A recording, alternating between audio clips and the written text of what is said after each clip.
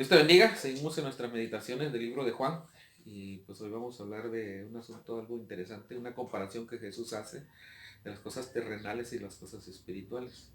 Sin antes recordar pues que seguimos en oración por todas las necesidades que ahorita a nivel mundial, ¿verdad? El coronavirus, que Dios bendiga a las familias que han perdido un ser querido, Dios les dé consolación y también a los doctores que Dios les bendiga, les cuide, enfermeros y todo el personal de los hospitales que de alguna manera puedan tener bendición de Dios y que Dios provea para ellos todo lo que necesitan. Bueno,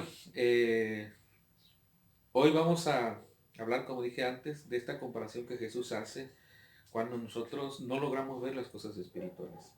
Versículo 11 y 12 dice la palabra de Dios del capítulo 3 de Juan. De cierto te digo que lo que sabemos hablamos y lo que hemos visto testificamos y no recibís nuestro testimonio. Si os he dicho cosas terrenales y no creéis, ¿cómo creeréis si os dijere las celestiales? Nuestra mente finita no alcanza a comprender la magnitud de la gloria de Dios, ni alcanza a entender la magnificencia de Dios, ni su eterno poder, ni su eterno amor, ni su misericordia que es nueva cada mañana.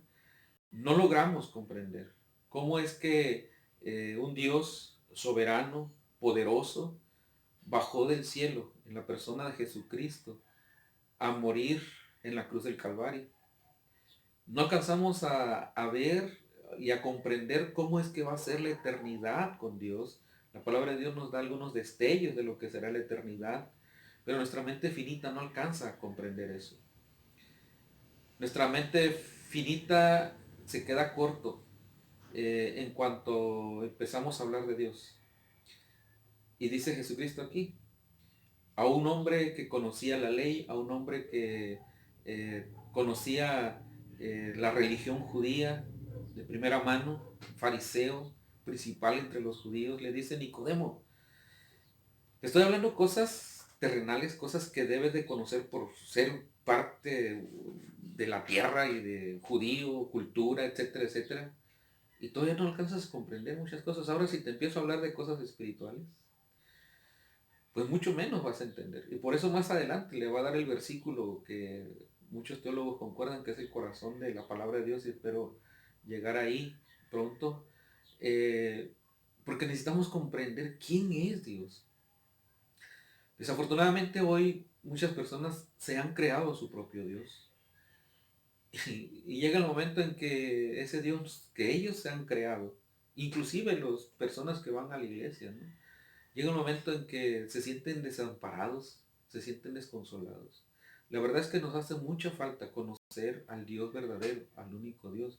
Nos hace falta conocer de la doctrina de la redención, de la adopción, de la justificación, de la salvación. Nos hace falta comprender los atributos de este único Dios, su santidad. Nos hace falta comprender cómo es que el Espíritu Santo produce en nosotros el fruto del amor, el gozo, la paz, la paciencia, la benignidad, la bondad, la fe, la mansedumbre, la templanza.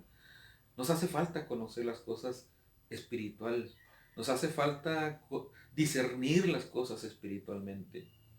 Y aún así tengamos mucho tiempo en el Evangelio o conociendo la palabra de Dios, nos quedamos cortos a veces en el conocimiento que necesitamos realmente de Dios. Hoy se predica un evangelio light, casi no se habla del carácter de Dios, de lo que realmente vino a ser Jesucristo en la cruz del Calvario. Y mucha gente está percibiendo que una religión o la palabra de Dios te ayuda más en la tierra que en la eternidad. Y esto no es así. Cuando Jesús se dio a conocer a sí mismo, como dice Juan 1.14, que ya lo vimos, dice que se vio en Jesús la gloria que hay en el cielo. Y las enseñanzas que Jesús trajo, pues eso era precisamente, dice la palabra de Dios, que la predicación de Jesús es esta: arrepentidos, porque el reino de los cielos se ha acercado. Y sus enseñanzas siempre fueron llevándonos hacia la eternidad, a pensar lo que va a ser en el cielo. También Él enseñó contra el pecado y también enseñó las prácticas espirituales que nosotros debemos tener: la oración, la lectura de la palabra. Pensemos pues espiritualmente, Porque si no logramos entender espiritualmente a Dios, se me hace que necesitamos nacer de nuevo. Dios te bendiga.